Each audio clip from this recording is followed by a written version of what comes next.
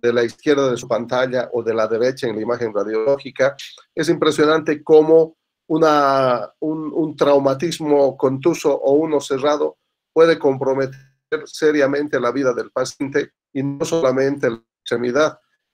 Y así la columna cervical y la cabeza están expuestas. Por supuesto que nuestras 4 extremidades son las más expuestas porque están libres y además son con las que nos protegemos, ¿verdad? Las manos son lo primero que vamos a colocar por delante cuando tengamos algún accidente, algún choque, algo. Entonces el flamazo y uno protege la cara con las manos. Entonces normalmente las extremidades sufren y las extremidades no son habitualmente bien evaluadas en la parte musculoesquelética durante la evaluación primaria. Entonces es fundamental que todo lo que se haya pasado durante la evaluación primaria se detecte en la evaluación secundaria. Las lesiones del sistema musculoesquelético son frecuentes en pacientes que sufren traumatismos cerrados o penetrantes, lo mismo. Con frecuencia tienen una apariencia dramática, eso es cierto, sangran huesos expuestos o amputaciones traumáticas, pero raramente causa un compromiso inmediato de la vida, pero sí del miembro, ¿verdad? Sin embargo, las fracturas pélvicas y de fémur son a menudo una fuente importante de sangrado y de mortalidad. Vamos a ver cómo un traumatismo contuso o un cerrado puede condicionar una tremenda lesión a nivel de extremidades que en ciertas circunstancias sí ponen en riesgo la vida del paciente por exsanguinación masiva fundamentalmente, o de repente lesiones menores, traumas contusos o cerrados que ponen en riesgo la extremidad, ¿verdad? La vitalidad de la extremidad. Leemos, hoy día es su turno del Antonio. ¿Cuántos Antonios habrán en el curso? No debe haber muchas Solanges. A ver, Solange, lee el escenario. Está bien, doctor. Lee. Escenario. Un muro colapsa sobre un trabajador de 44 años de edad.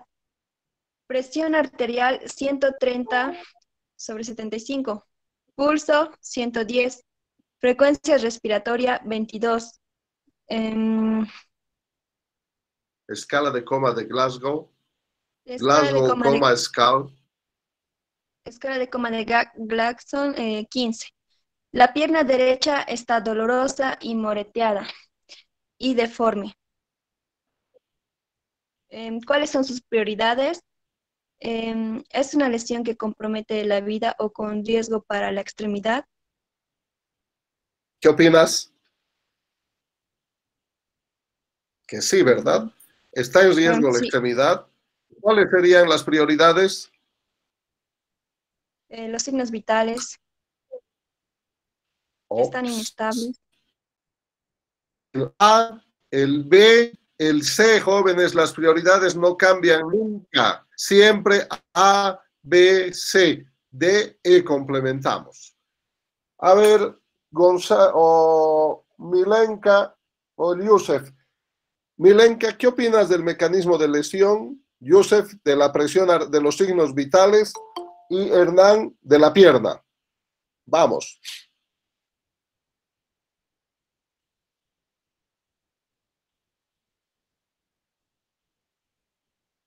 Que la idea es que participen más ustedes jóvenes. Vamos. No está, parece. A ver. Vamos, Mimi. ¿Qué opinas del mecanismo de lesión? Doctor, o sea, por lo que dice en el primer punto sería por aplastamiento, o sea, el muro prácticamente aplastado al paciente. Exactamente, un mecanismo de lesión por aplastamiento. Listo. Y ahí el aplastamiento, ¿en qué nos tiene que hacer sospechar, Gonzalo?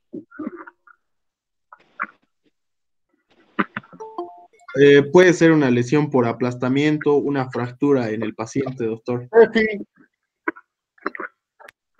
¿Un trauma de columna, doctor? Tefi Vázquez, te voy a matar. En síndrome compartamental, cuando ustedes escuchen un mecanismo de lesión y digan, tal persona se le ha caído el muro encima, aplastamiento, y ha estado mucho tiempo porque el muro no se levanta ese rato, ¿verdad? Entonces, todo trauma que implica un aplastamiento y por tiempo prolongado tienen que pensar en Síndrome compartimental. Ahora, los signos vitales acá están normales, ¿no? Por dolor, taquicardia, frecuencia respiratoria buena, cabeza normal. ¿Qué les parece la pierna derecha? Por los signos Por el mecanismo de lesión y las por características a la vista, ¿verdad? Tienen que imaginarse. ¿En qué vamos a pensar? una fractura o un síndrome compartimental, doctor. Una fractura con síndrome compartimental de la pierna derecha. Muy bien, avanzamos. Vamos a explicar el significado de las lesiones musculoesqueléticas en pacientes con lesiones múltiples, identificar lesiones que comprometen la vida y lesiones que comprometen la extremidad, y vamos a hablar un poco sobre el manejo inicial de las lesiones musculoesqueléticas. ¿Qué tanto tienen las lesiones musculoesqueléticas en la revisión primaria? Las lesiones musculoesqueléticas habitualmente ocurren más frecuentemente en traumatismos contusos, ¿verdad? Y la clave en estos casos, como la foto de acá, Doctor, perdón ¿sí? que lo corte. Hay un sonido extraño que se escucha entrecortado. No sé si podrían apagar los demás sus micrófonos. Eso. Perdón, doctor. Y la clave de esto, fíjense en la pantalla, es saber reconocer, ¿verdad? Estas lesiones. ¿Qué habrá por detrás de este hematoma, edema, equimosis y herida? ¿Verdad? Lo importante es eso, no dejarlo pasar, no darlo por hecho. Tenemos que saber que las fracturas de los huesos largos se acompañan habitualmente de lesiones internas. Fracturas de fémur, fracturas de húmero, van a ir acompañadas de lesiones internas. Tenemos que saber que las fracturas de pelvis van a ir con abundante sangrado, o sea, ya tienen que relacionar eso. Fractura de fémur, igual mucho sangrado. Que las lesiones por aplastamiento, jóvenes, van a provocar fenómenos de compresión, van a provocar un síndrome compartimental con lesión celular, muerte celular, liberación de mioglobina, mioglobinuria y falla renal. Esta es la consecuencia letal del síndrome compartimental.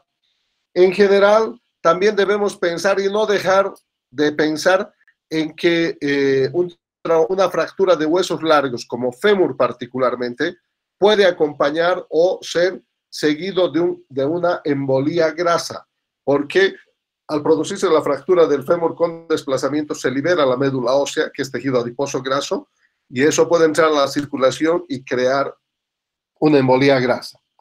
Durante la revisión primaria, nosotros tenemos que fundamentalmente controlar la hemorragia en traumatismos de extremidades.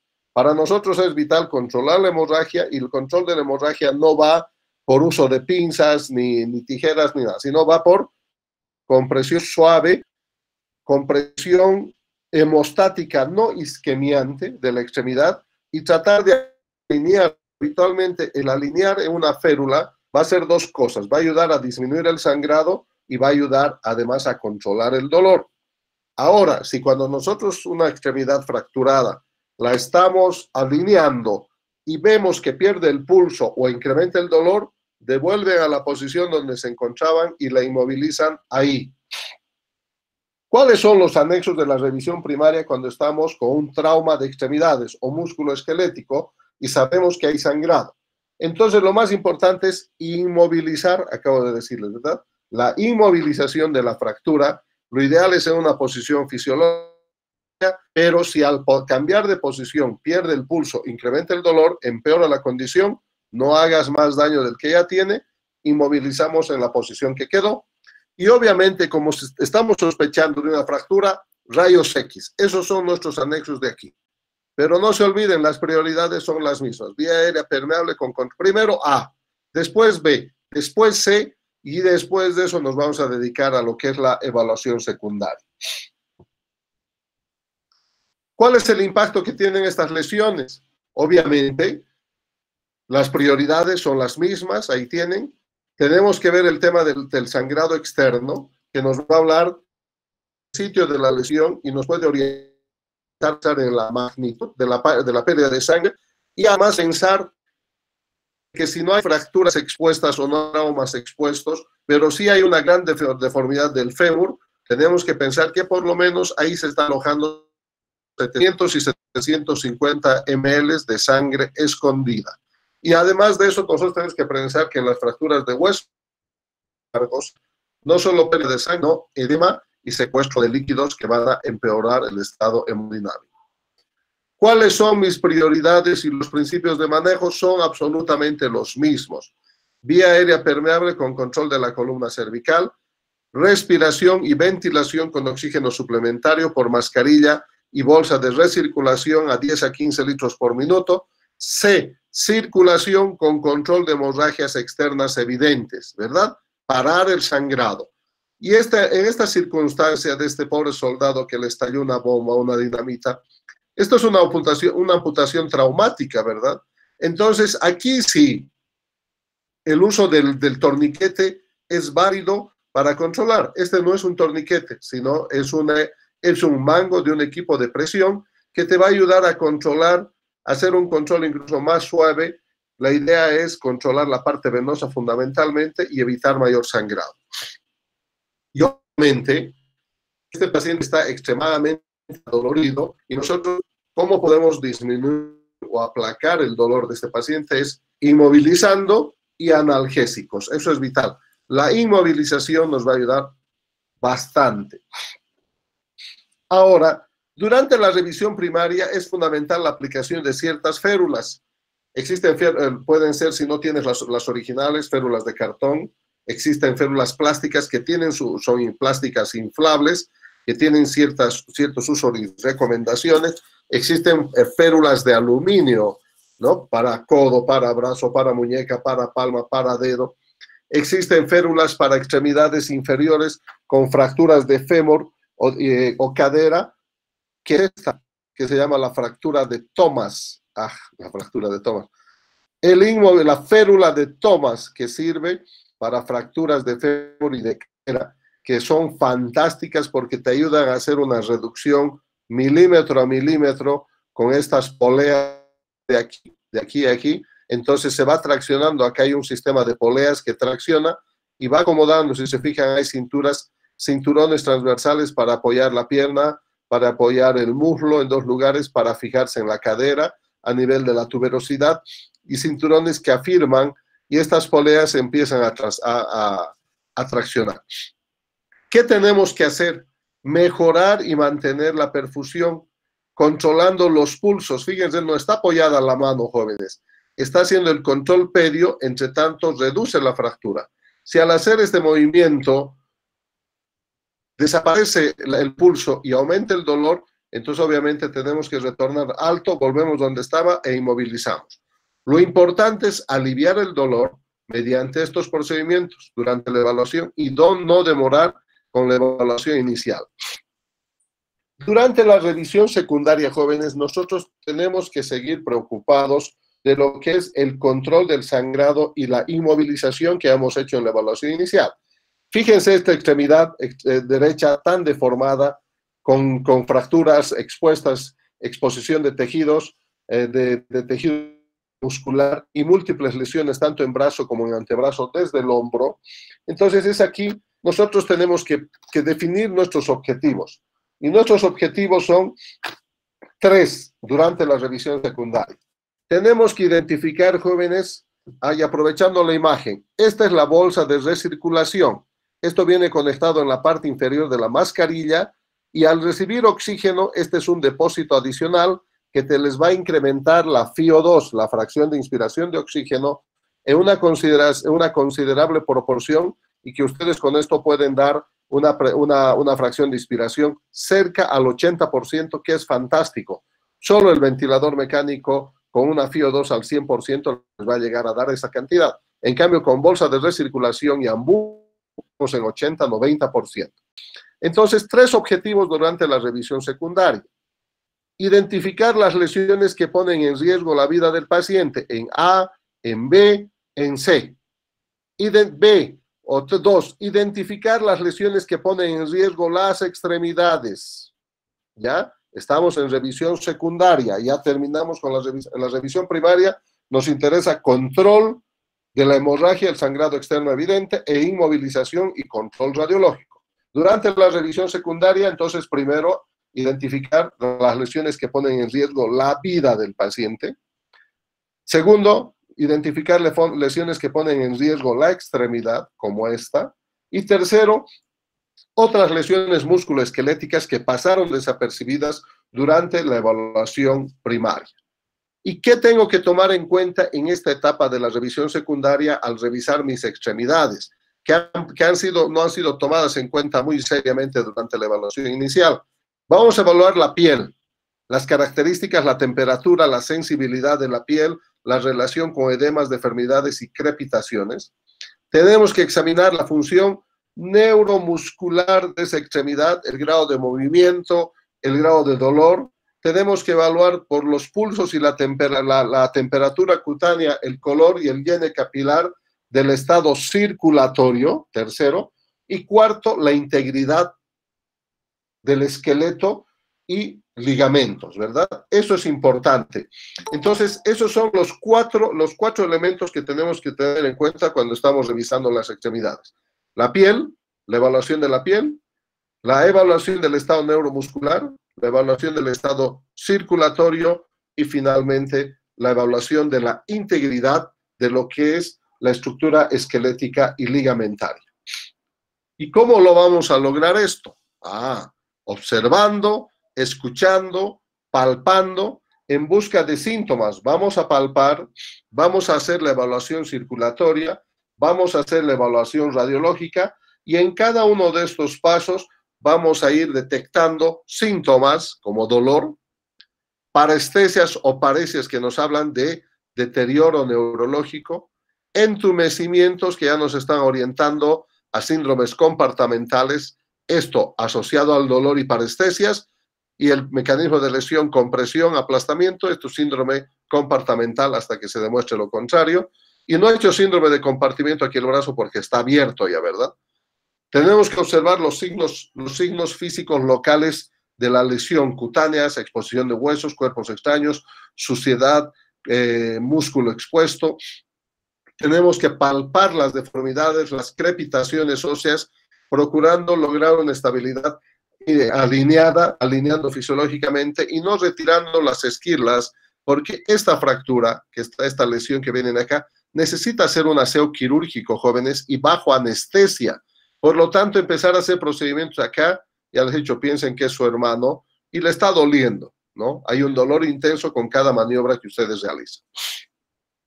En la revisión secundaria observamos deformidades, las deformidades que nos hablan de lesiones óseas, las heridas que pueden ser producto de heridas penetrantes o producto de fracturas expuestas.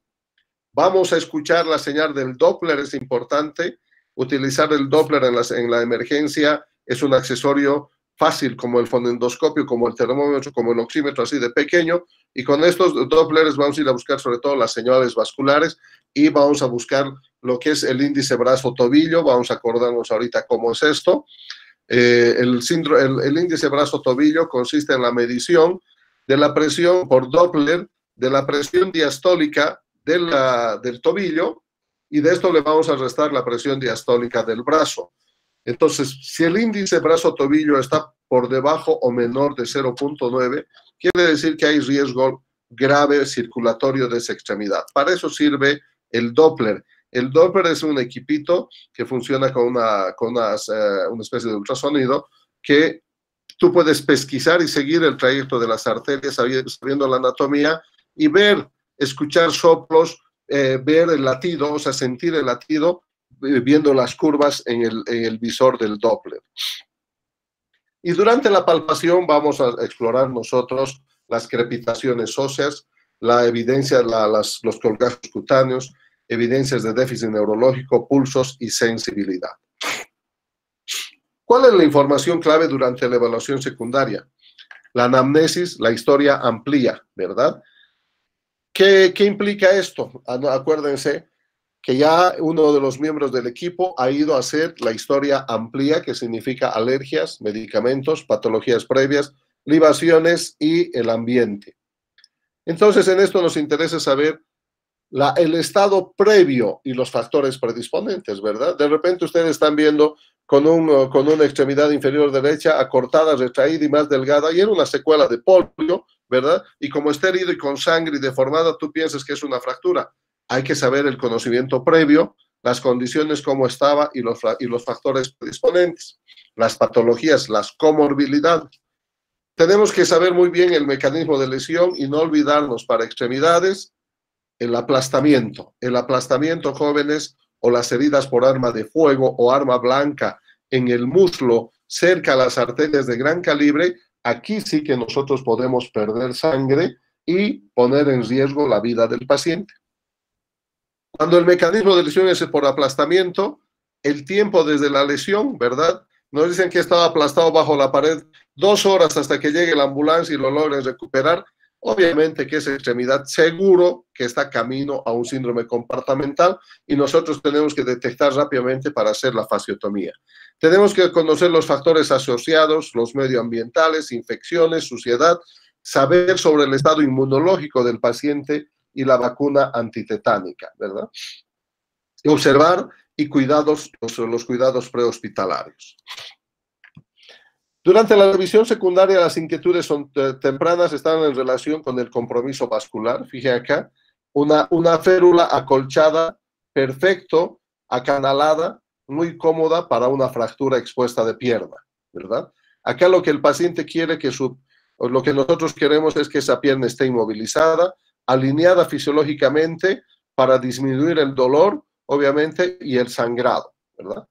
Entonces, nosotros lo que tenemos que hacer durante la revisión secundaria, antes de pasar ya a especificar cada uno de los elementos, tenemos que recordar que las lesiones que ponen en riesgo la vida del paciente están en relación, como les decía, con lesiones arteriales masivas, traumatismos penetrantes o contusos próximos a la ingle, o sea, próximo a grandes vasos de las extremidades que pueden provocar pérdidas masivas extensas, o mecanismos de lesión como aplastamientos que van a conducir a un síndrome compartimental que se caracteriza habitualmente por lesiones musculares. El síndrome compartimental es una lesión del músculo dentro de un compartimento aponeurótico que lo limita en su edema y en su expansión. Además de haber la lesión muscular, se produce obviamente en la medida que el músculo se edematiza, la compresión venosa y disminuye el retorno venoso. Empieza a afectarse el nervio, la estructura nerviosa, que se empieza a afectar por la compresión y el paciente empieza a sentir dolor. Y lo último en desaparecer va a ser el latido. Pero cuando pierde el latido arterial quiere decir que la compresión es tan severa que ya tapó las venas, está lesionando severamente al nervio que está gritando de dolor el paciente y los pulsos se perdieron. Y obviamente a esta altura ya se produce muerte celular a nivel muscular, liberación de mioglobina, mioglobinuria, esto se llama rhabdomiólisis, que nos va a llevar a una liberación de creatinquinasa plasmática, nos va a llevar a una insuficiencia renal y a una coagulación intravascular diseminada y muerte. Entonces, eso es la importancia de saber detectar en base al mecanismo de lesión y los hallazgos clínicos de un síndrome compartimental.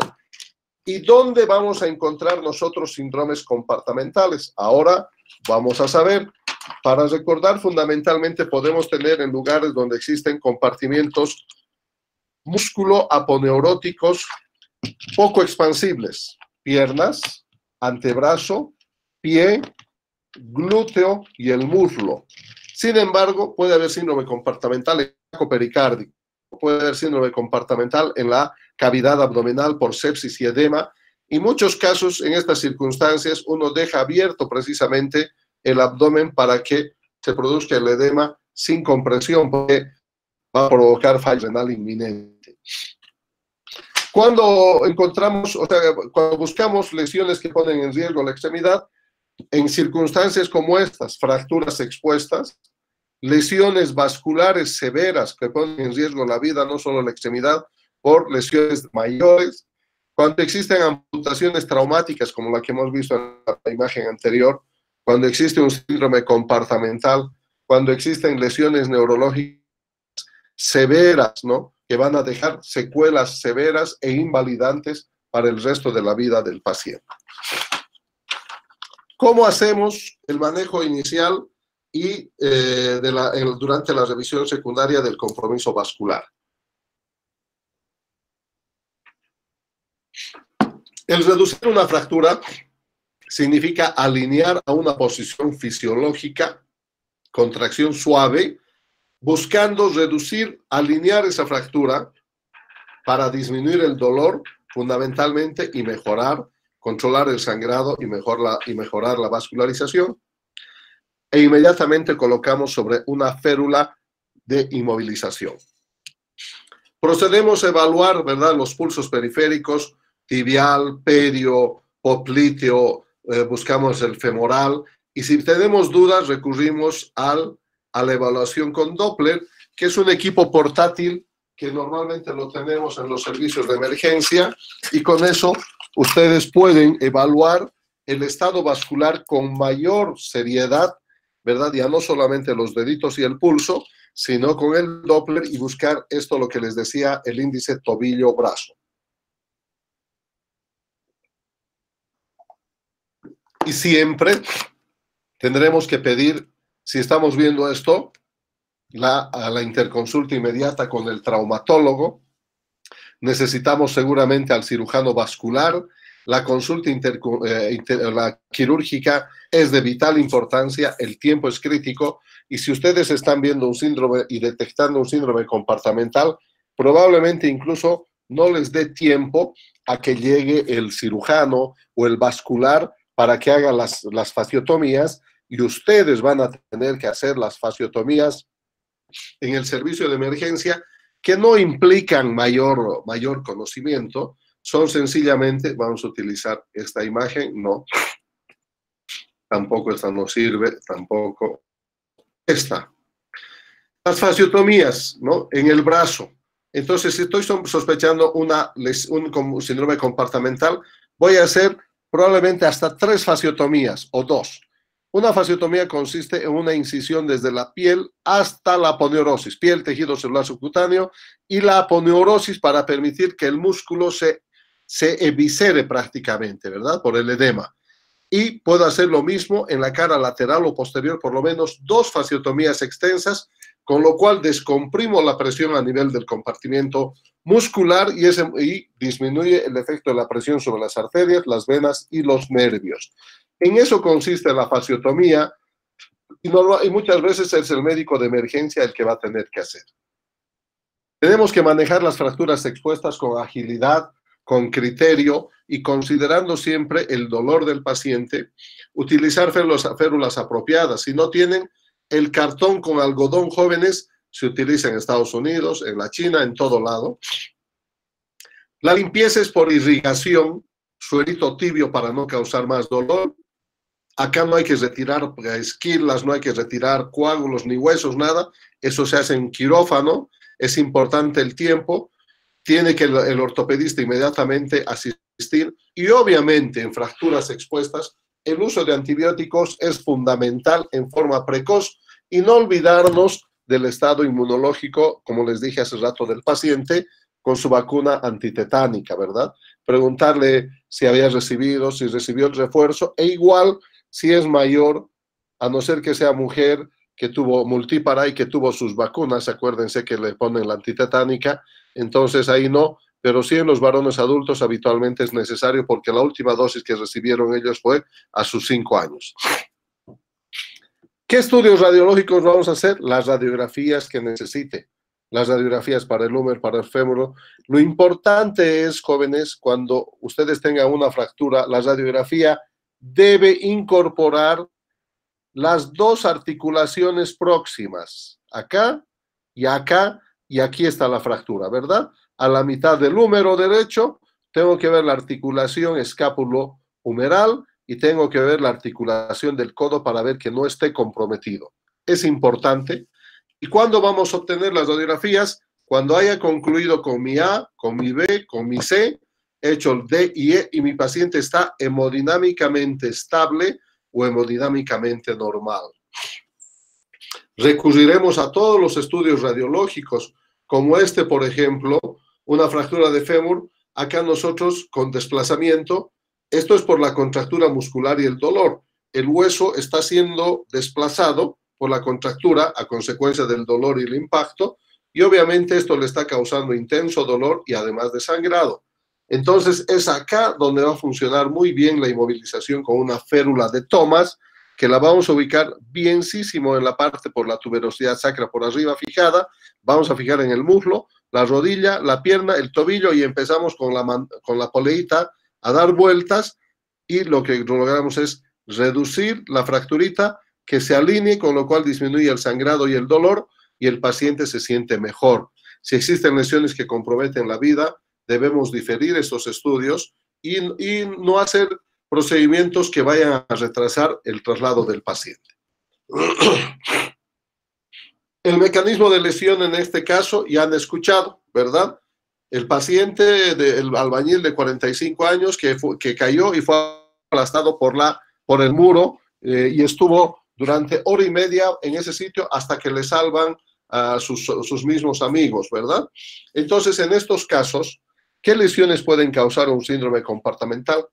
Fracturas de tibia y antebrazo. Entonces, mejor diremos fracturas, traumatismos contusos con lesiones óseas en lugares o segmentos donde existen compartimientos aponeuróticos muy apretos. Otra vez, pierna, antebrazo, brazo, pie, muslo y glúteo, ¿verdad? Entonces, acá existen compartimientos aponeuróticos muy cerrados que si ha sufrido una fractura radiocubital acá y ha habido un fenómeno de compresión, podemos nosotros condicionar un síndrome compartimental. Y no solamente es el efecto del trauma, sino que inmovilizadores como yeso o vendajes muy apretados pueden provocar un síndrome compartimental, como vamos a ver seguramente por acá. Lesiones óseas y vasculares que acompañan a las fracturas de las extremidades. Lesiones inmovilizadas con yesos o vendajes compresivos, ¿verdad? Le han puesto un yeso, una férula de yeso o un yeso entero o un vendaje muy intenso y el paciente continúa con el proceso inflamatorio. Entonces, ¿qué va a condicionar? La limitación externa del inmovilizador y obviamente va a empezar con un síndrome compartimental. Y las lesiones por aplastamiento y las quemaduras de extremidades, sobre todo circunferenciales, ¿verdad? Que hacen escaras en cinturón y condicionan compresión muscular. ¿Cómo reconozco? Está la fasciotomía, jóvenes. Miren, acá el brazo está sufriendo y han marcado dónde voy a hacer la fasciotomía. Acá, ¿verdad? Esto. Y no es la pielcita nomás, hasta la aponeurosis, el músculo se lo tiene que ver. ¿Qué lesiones pueden causar un síndrome compartimental? Fracturas, acá está, habíamos visto esto. ¿Cómo reconozco el síndrome compartimental? Es mecanismo de lesión la clave. Lesión por aplastamiento. Periodo de traslado y de rescate prolongado. Listo. Cuando eso les dicen, ya automáticamente les están también en la evaluación a un síndrome compartimental. El paciente se queja de un dolor, pero extremadamente desproporcionado frente a una fracturita y dices, este marica se queja sin motivo, ¿verdad? Está haciendo, jóvenes, síndrome compartimental. Cuando hay estiramiento pasivo, ¿verdad? Cuando ustedes vean por el edema, las manos, el bracito bien extendidos, tiesos, está empezando un síndrome compartimental. La asimetría de un brazo con el otro. Las paresias y parestesias ya hablan de que ya la compresión cerró el retorno venoso y está comprimiendo los nervios. Por eso ya está el paciente, doctor, mis manos se están adormeciendo, siento hormigueo en mis dedos, ya no los estoy sintiendo. Es el momento de hacer la fasciotomía. Y si nosotros logramos medir las presiones tisulares acá, vamos a encontrar que las presiones están en el orden de 35 a 45 milímetros de mercurio. Existen equipos para medir la presión tisular, son muy sofisticados. Lo más importante es acordarse de parestesias para arriba. Dolor intenso, paresias y parestesias, palidez, edema, de los compartimientos, ya les está hablando de un síndrome compartimental. Tenemos que estar muy alertas a esto cuando, sobre todo, el sensorio está alterado. El paciente está con compromiso de conciencia, ¿verdad? Entonces no va a sentir el dolor en el brazo o en la pierna o en el muslo, y está haciendo compartimiento, y cuando te des cuenta, la pierna está blanca, sin pulsos, sin respuestas, ¿verdad? Y a esa pierna la perdiste, está muerta.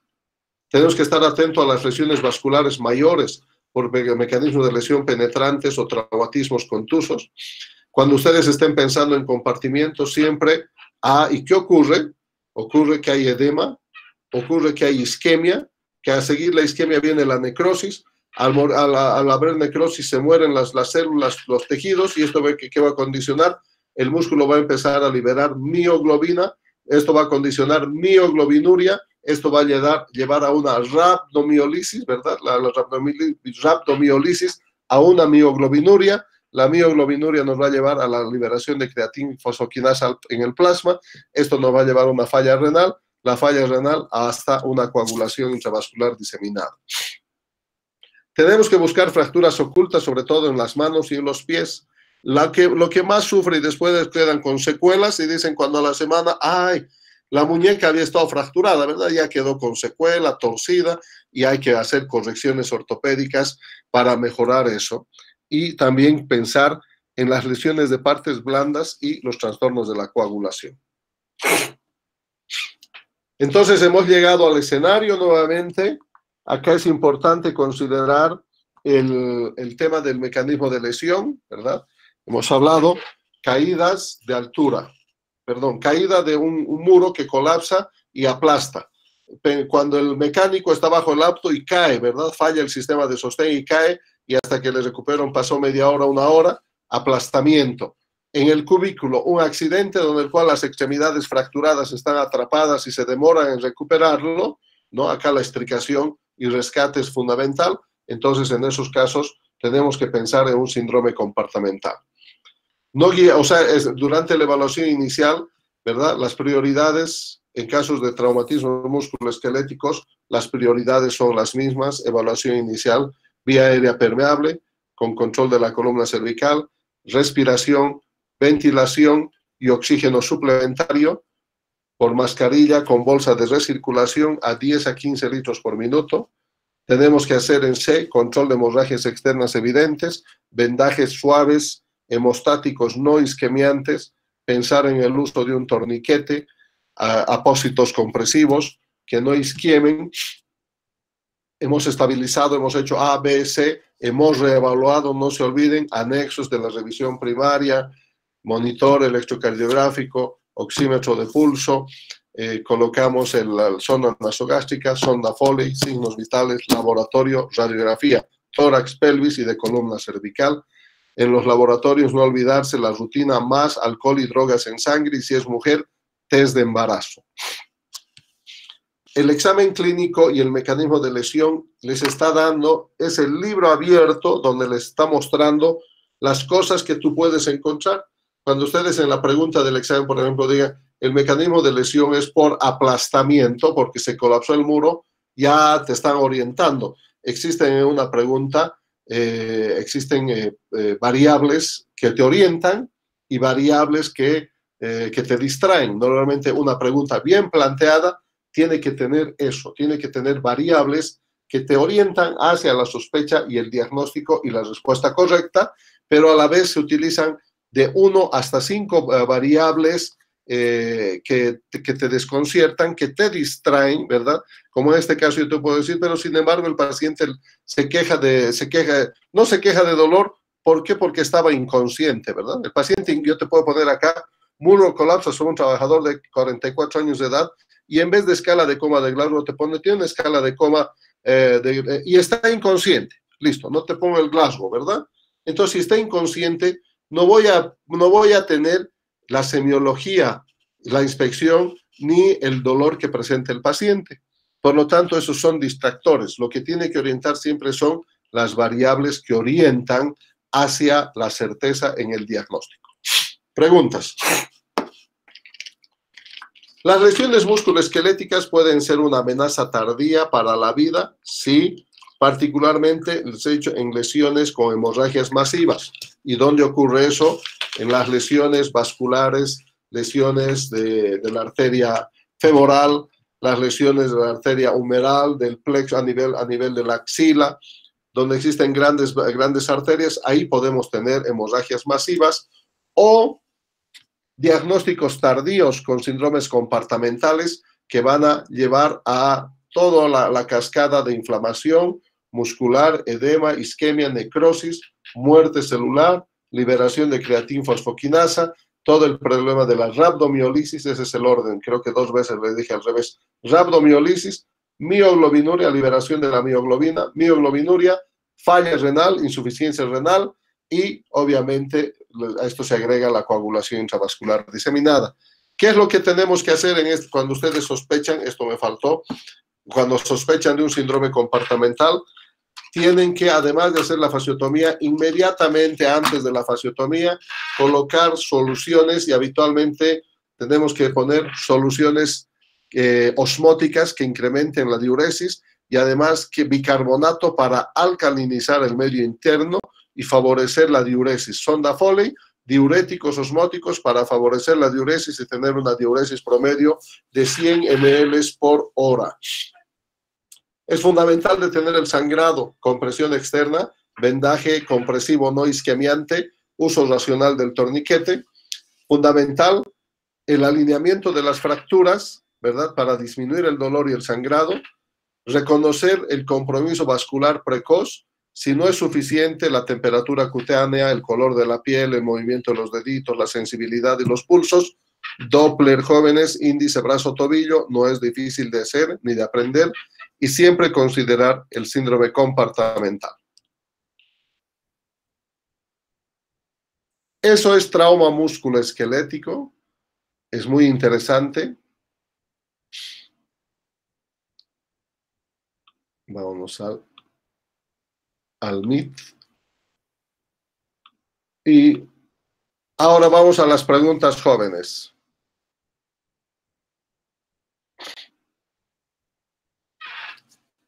Vámonos al chat y empezamos con las preguntas. Si quieren, utilicen el micrófono. Tenemos exactamente 10 minutos para preguntas y respuestas. No me pregunten el índice delta, porque no me acuerdo, el delta P. Ni me pregunten. Voy a tener que mover mi disco duro y a ver si encuentro.